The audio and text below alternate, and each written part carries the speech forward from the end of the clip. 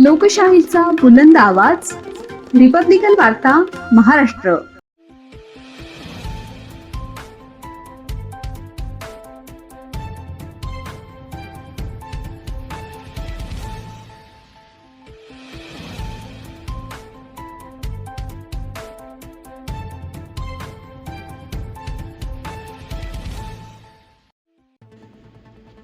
शांतीनगर अतिक्रमण प्रकरणी बिऱ्हाड आंदोलनाला अखिल भारतीय आदिवासी सेनेचा जाहीर पाठिंबा.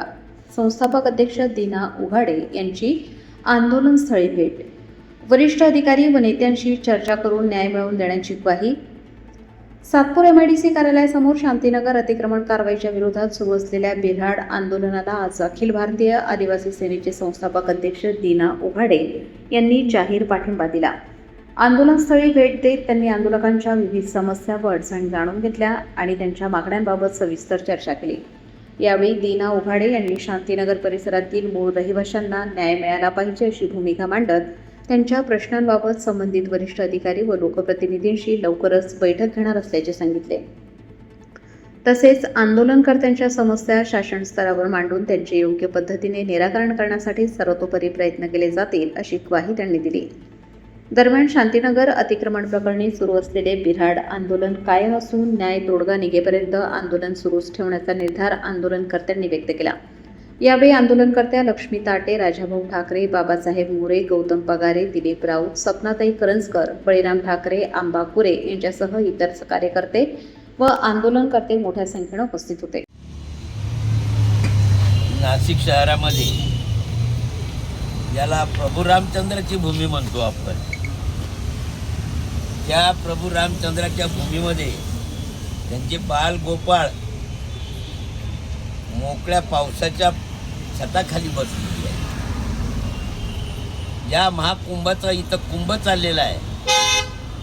एवढा मोठा महाकुंभ या नाशिकमध्ये जगातलं घेण्याचं ठरवलेलं आहे आणि त्या कुंभातले भाविक जर तुम्ही उद्ध्वस्त करून त्यांना रस्त्यावर आणत असेल तर ही कोणती राजवट आहे?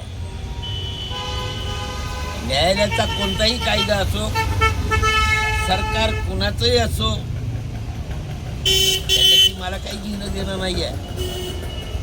पण ऐन पावसाळ्याच्या काळात तुम्ही गरिबांच्या घरावर हातोडा चालून तुमची जी बुलडोझरची बहादुरी केली ही नामुष्की या महाराष्ट्र राज्याला शोभत नाही आहे. आणि या महाराष्ट्राचा विकास करण्यासाठी तुम्ही करोडो रुपयाची उधळपट्टी करताय. जे गरिबांच्या झोपडपट्ट्या पाडून तुम्हाला काय मिळणार आहे? हां, कोणत्याच सरकारमध्ये अशा पद्धतीने अत्याचार झालेले नाही आहेत. तुम्ही अत्याचार करताना आमच्या लक्षात येऊ राहिलं की तुम्ही मुद्दामून गरिबांच्या झोपडपट्ट्यांना या महाराष्ट्रामध्ये टार्गेट करायचा प्रयत्न करताय. ज्या लोकांच्या मतावर तुम्ही आज 100 ताळाच्या माड्या उभ्या केल्यात, त्यांच्या रक्ताचा जर तुम्हाला जो मोबदला चुकवायचा असेल तर तुम्हाला त्यांच्या असलेल्या जागेवर त्यांना पुनर्वसन केलंच पाहिजे. ही आज अखिल भारतीय आदिवासी सेनेची मागणी आहे तुमच्याकडे. या बाबतीमध्ये आज प्रथमतः मी आलो आहे. या शांतीनगरच्या सर्व रहिवाशांची चर्चा केलेली आहे. त्यांना ज्या बाबतीमध्ये न्याय देण्याची जी पद्धत आहे, संघर्ष केला पाहिजे, संघर्षाचे काही होणार नाही आहे, ही त्यांना जाणीव करून दिलेली. सरकारनं अचानकपणे न्यायालयाचा बुजगा कायद्याचा पुढा करून ऐन पावसाळ्यामध्ये जे तुम्हाला या निर्वासित केलेलं आहे, याबद्दल आदिवासी सेना या घटनेचा तीव्र निषेध करतो. लवकरच 1-2 दिवसामध्ये नाशिकच्या आयुक्तांची भेट घेऊन तुमच्या बाबतीमध्ये काय निर्णय घ्यायचा तो आज ठरवू. 1-2 दिवसामध्ये जिल्ह्याचे पालकमंत्री आहेत महाजनजी, त्यांच्याशी मी आज संध्याकाळपर्यंत चर्चा करतोय. वेळ पडली पुढच्या आंदोलनाची दिशा काय ठरवायची, कशी ठरवायची तेही उद्या चर्चेत होईल. त्यामुळं आज पहिली भेट दिली. उद्या या सर्व पदाधिकाऱ्यांची बैठक घेऊन पुढील आंदोलनाची दिशा ठरवल्या जाईल हे आज मी या ठिकाणी स्पष्ट करतो.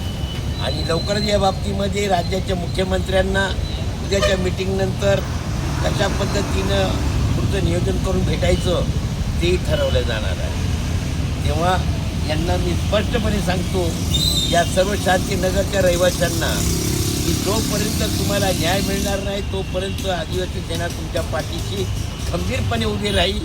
यात तुम्ही चिंता करण्याची गरज नाही. छत्रपती शिवाजी महाराजांचा. रिपब्लिकन वार्ता महाराष्ट्र न्यूजसाठी विशेष प्रतिनिधी आनंद Dabhade, Nashik. Subscribe now and press the bell icon. Never miss an update.